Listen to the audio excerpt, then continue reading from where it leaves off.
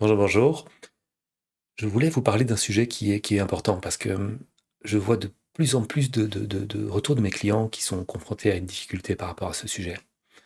On parle aujourd'hui beaucoup de MDR comme une super solution pour travailler les traumas. Et en effet, c'est un outil qui peut être vraiment utilisé pour travailler les traumas. Pourtant, j'ai des feedbacks douteux de la part de mes clients et j'ai envie de faire cette vidéo de communiquer pour bien expliquer quelles sont les contre-indications de l'EMDR. Donc l'EMDR, c'est une approche qui fait partie des thérapies brèves, comme le dialogue stratégique ou l'hypnose, mais qui a l'avantage de pouvoir se pratiquer sans réellement faire d'anamnèse.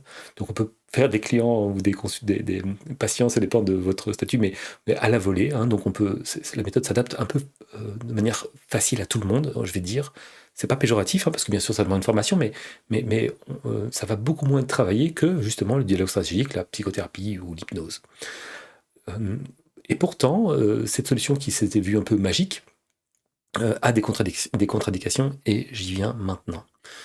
Euh, on peut séparer ces contre-indications en deux catégories. La première catégorie, c'est les contre-indications physiques. Hein. Quelqu'un qui a un problème, par exemple, de respiration, eh bien, on peut très bien imaginer que le MDR qui va modifier l'état de conscience va altérer sa respiration. Et si quelqu'un a une fragilité par rapport à ça, évidemment, il faut en tenir compte. Ce que je dis peut paraître simple, mais en effet, le système cardiovasculaire, pour quelqu'un qui fait le MDR, il faut en tenir compte. Il y a évidemment tout ce qui modifie l'état de conscience de manière chimique, comme les drogues ou les médicaments, qui vont aussi pouvoir freiner l'efficacité de l'MDR ou peut-être même avoir des conséquences négatives. Ce qui est encore plus dangereux, je dirais, j'aurais pu vite dire l'épilepsie, hein, donc les gens épileptiques, le MDR, là on va même pas, enfin, on peut le faire d'une autre manière peut-être, mais l'épilepsie c'est pas bon pour les gens qui font de l'MDR, surtout pas si c'est avec une lumière par exemple, hein, puisque ça peut évidemment créer une situation un peu fragile par rapport à l'épilepsie, par rapport à une crise d'épilepsie. Mais ce qui est vraiment pertinent à comprendre, c'est les contre-indications qui sont plutôt de l'ordre psychique, de psychologique. Bien sûr, il y a des personnes qui, avant d'entrer dans cette séance de MDR, vont devoir d'abord faire une thérapie pour trouver une forme de sécurité ou de repère positif. Donc, par exemple, les personnes qui sont borderline ou qui ont des psychoses vont devoir d'abord, en général, faire une thérapie avant de faire de MDR, sinon ça sera contre-indiqué également. Et puis les personnes qui ont par exemple pas de repère structurant, qui n'ont pas de repère positif, là, pareil, avant de faire le MDR, on va d'abord devoir faire une thérapie alternative, enfin différente, en tout cas pas le MDR autre chose, parce que ça ne va pas y répondre. Pour rappel, le MDR, ça sert vraiment à travailler sur les traumas, et je vois malheureusement que parfois on considère un peu tout aujourd'hui comme des traumas, il y a des mots de pouvoir, alors que souvent, la source, enfin pas souvent, mais la source est peut-être ailleurs, et donc il vaut mieux vérifier. Euh, le, le, le, le- la contre-indication la plus importante, et c'est là où il faut vraiment comprendre, c'est là que cette vidéo a du sens, j'espère en tout cas, c'est que l'EMDR est une technique de dissociation. Ok, qu'est-ce que ça veut dire? Ça veut dire d'abord qu'elle est contre-indiquée pour les gens qui ont une tendance à la dissociation. Si maintenant vous avez du mal à être connecté à vos émotions, vous avez du mal à être connecté à vous-même, et que malgré tout vous êtes confronté à un trauma, sachez que l'EMDR va potentiellement travailler sur le trauma, mais risque de vous éloigner encore plus de vous-même. On considère qu'il y a à peu près deux manières, deux grandes directions quand on veut travailler un trauma ou autre chose. C'est s'éloigner de la sensation négative ou l'assimiler, la comprendre pour qu'il n'ait plus besoin de crier. Quand on a un trauma qui provoque des ancrages, donc la redondance du trauma, on va dire, on a tendance à être fatigué, à vouloir que ça s'arrête, sans vouloir comprendre et sans vouloir assimiler cette épreuve qu'on vit. Et à ce moment-là, on va dissocier.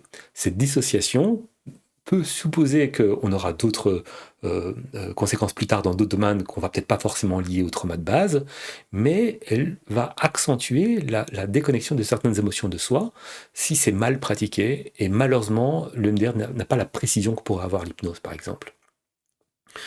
Euh, je comprends que parfois on n'a pas l'énergie de faire une vraie psychothérapie. Hein. Parfois il y a des situations d'urgence. Parfois on a des moments de creux, on va dire, et où on a besoin d'une petite béquille ou d'une petite aide. Et à ce moment-là, la dissociation, comme pourraient le faire certains médicaments par exemple, peut avoir du sens. C'est une béquille qui va te permettre de surmonter une certaine difficulté pour pouvoir travailler sur elle plus tard. C'est tout à fait cohérent. Mais ici, on n'est pas alors dans une approche thérapeutique réellement, on est plutôt dans une approche de béquille pour pouvoir faire une thérapie après. On a vu des gens qui rentraient dans des cycles de médicaments antidépresseurs par exemple pour du très long terme alors que c'est censé être une béquille, sans finalement tenir compte de cette notion de guérir, mais plutôt d'être coincé dans cette notion de je ne veux pas souffrir. Et c'est bien normal de ne pas vouloir souffrir, mais si on éloigne ça, si on éloigne ça de la guérison, eh bien on risque de faire un cercle vicieux qui ne sera pas spécialement positif. Donc le MDR aura ce problème de dissocier. Pour les gens qui sont déjà dissociés ou qui ont déjà ce problème de dissociation, qui n'ont pas toujours l'impression d'être connectés à eux-mêmes, ça peut être une vraie contre-indication réelle parce que les gens, du coup, vont perdre un peu la sensation d'eux-mêmes, qu'est-ce qu'ils aiment faire, qu'est-ce qui leur donne de la paix, qu'est-ce qui leur donne du bonheur.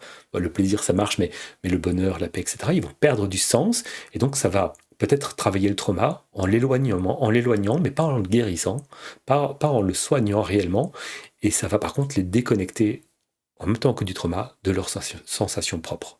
Donc parfois ça peut être utile, alors à mon avis, avec autre chose que l'MDR, pour dissocier, pour travailler. Mais si vous avez ce problème de dissociation, le MDR est pas applicable. La dissociation sera une contre-indication. Ce que je veux dire par là, c'est que j'ai voulu vraiment faire ce message parce que aujourd'hui, on me présente le MDR comme une solution permanente, sans anamnèse, pour tout le monde. Or, ce n'est pas vrai. Donc, si vous êtes comme moi et que c'est un domaine qui vous intéresse et que vous avez des gens qui vous consultent pour ça, vous allez être confronté au fait que ces gens qui ont fait le MDR viennent avec des problèmes autres ou viennent dissocier. C'est important, avant de faire ce genre de pratique, de leur expliquer à quoi ils s'exposent. Bonne journée, au revoir.